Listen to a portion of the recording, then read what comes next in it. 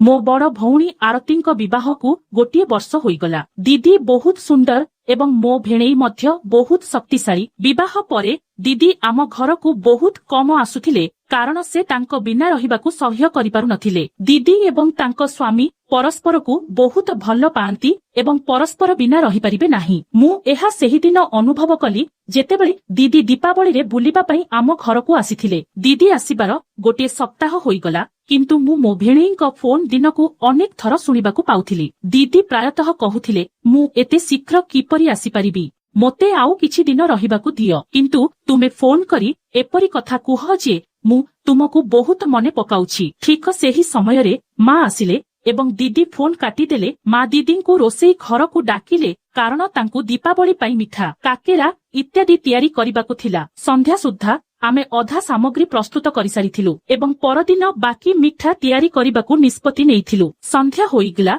एवं मु झरका बाहर को देखुथिली जेतेबेले मु मो भेणेई बाहर ठिया होइथिबार देखिली। मु शीघ्र मो भौणी को डाकिली। से बाहर को आसीबा मात्रे से कहिला तुमे प्रकृतरे आसीछ। मु भाबिली तुमे फोन रे एमिति कहिछ। ठीक सेतिकी बेले मो माँ आसी कहिले ज्वाई तुमे केबे आसिलो? मो पाखरे कोनोसी खबर नथिला, किछि नाही। जदि तुमे मते पूर्वरु कहिथांत तेबे मु तुमर आतिथ्य पई प्रस्तुति करिथांती। मो भेणेई उत्तर देले ना मो सासु काम पई सहर रे थिले, तेणु मु भाबिली से घर को जिबा पूर्वरु मु सेठारे पहुंची जिबी। मो माँ कहिले एबे जिबा विषय रे कथा हुओ नाही। तुमे एबे आसीछ, खाओ विश्राम नियो एवं तापरे सकाळे चली जाओ। मु तुमको एबे जिबाकू देबी नाही। मो भेणेई किछि कहिले नाही एवं मु जानिथिली जे से जिबे नाही। ठीक सेतिकी बेले मो भौणी पानी आनी ताकू पानी देबा समय रे धीरे धीरे फिसफुस करी कहिले मु ठीक जानिछि तुमे काहिकी आसीछ। तुमे मो बिना गोटे सप्ताह मध्य रहि परिबो नाही। भेणेई हसी कहिले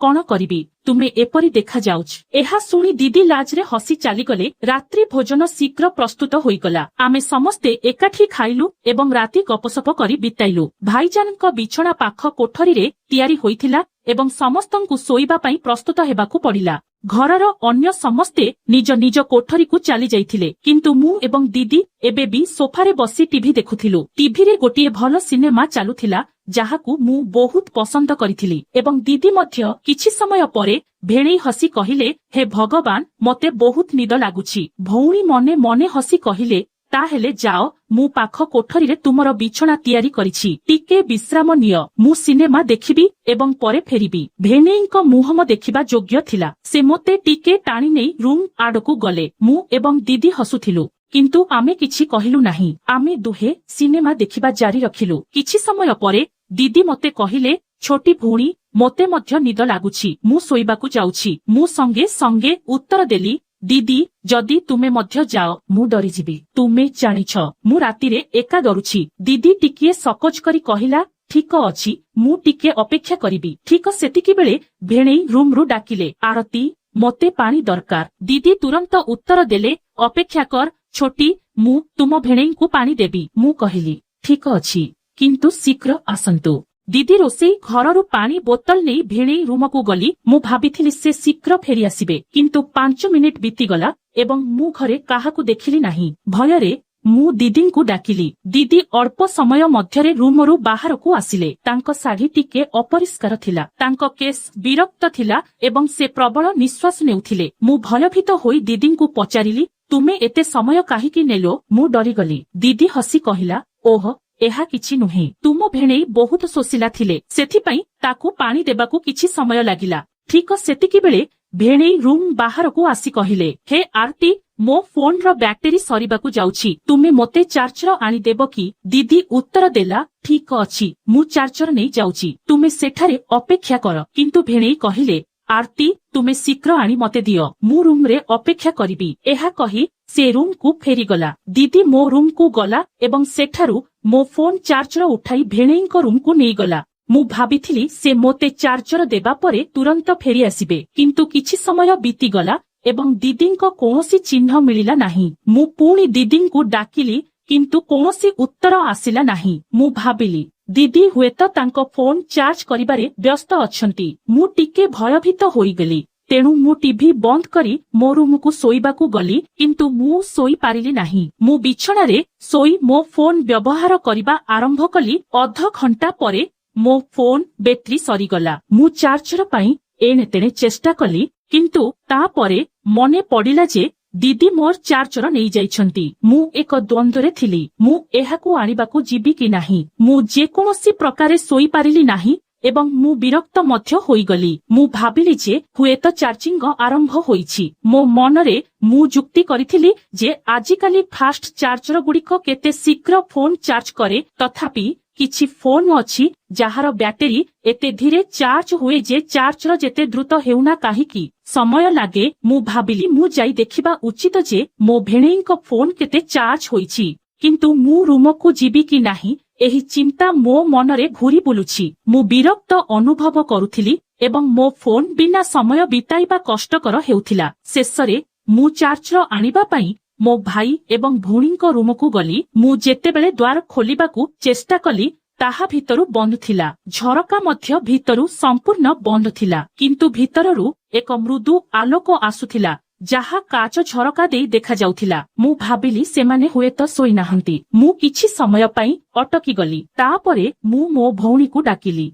प्रथम थर कोनोसी उत्तर मिलिला नाही। मु पुणी थरे डाकिली। तापरे मु मो भौणीर स्वर सुनिली। कौन होईछि? तुमे एही समयरे मोते काहिकी हैरान करुछ? मु कहिली, दीदी मो फोन रो चार्जर भितरे अछि। मो फोनटी स्विच ऑफ। मोते चार्ज करिबाकू पड़िबो। जदि भेणेईक फोनटी चार्ज होई जाए दया करी मोते दियो। दीदी टिकिए टाणी होई कहिला, ओ फोनटी चार्ज हेउ नाही। तुमर भेणेईक फोनटी चार्ज हेबाकू बहुत समय लागुछि। चार्जिंग आरंभ होईछि। तुमे जाई सोईपड़। मते हैरान कर नाही। मु कहिली, दीदी मते केवल 10 मिनिट पई चार्जर दियो।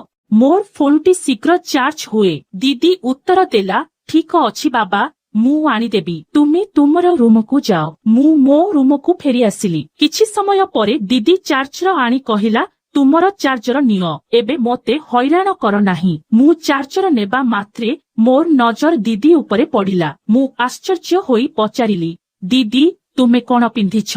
एहा भेणेईक सार्ट। तुमे साड़ी पिंधिथिल ना? चुप कर, मु जाउछि। दीदी लाजरे कहिला एवं पुणी रूम को चली गला। मु मो फोनटी चार्ज करिबा आरंभ कली। मात्र 15 मिनिट मध्यरे मो फोनटी संपूर्ण चार्ज होई गला। मु भाबिली मु चार्जर फेराई देबी। जदि दीदी सोईथिबो मु निजे भेणेईक फोन को चार्ज रे लगाई देबी। मु चार्जर धरी दीदी एवं भेणेईक रूम को गली। एथर द्वार टिकिए खोला थिला। हुएत दीदी शीघ्र बंद करिबाकू भूली जाइथिले। मु द्वार खोली भितरकू पाद देबा मात्रे मु एपरी एक दृश्यर सामना कली जाहा मु मो जीवन रे केबे देखि नथिले। मोर आखि विस्तार होईगला। एहा एक बड़ भूल थिला। भितरकू जिबा पूर्वरु मु डाकिबा उचित थिला। मु किपरि भूली जाई पारिबी जे एमाने जणे विवाहित दंपति। मु सेमानंकु देखि बहुत लज्जित हेली, किंतु दीदी एवं भेणेई जानि नथिले जे मु द्वार पाखरे ठिया होई सेमानंकु देखुछि। तापरे कौन हेला ताहा जानी आपण एते आश्चर्य हेबे जे एहा आपणଙ୍କ ପାଇଁ एक बड़ आघात हेबो। कहानीर परवर्ती भाग जानिबाकू प्रस्तुत रुहंतु। जदि आपणଙ୍କୁ एही प्रथम भाग पसंद आसीछि तेबे आमकू कमेंट रे कुहंतु। मु शीघ्र कहानीर द्वितीय भाग आनिबाकू चेष्टा करिबी। केवल एक लाइक दियंतु एवं कहानीर परवर्ती भाग आपणଙ୍କ ପାଇଁ आनिबा मोर काम। भिडियोटी 1000 लाइक पाइबा मात्रे भाग 2 आसीबो।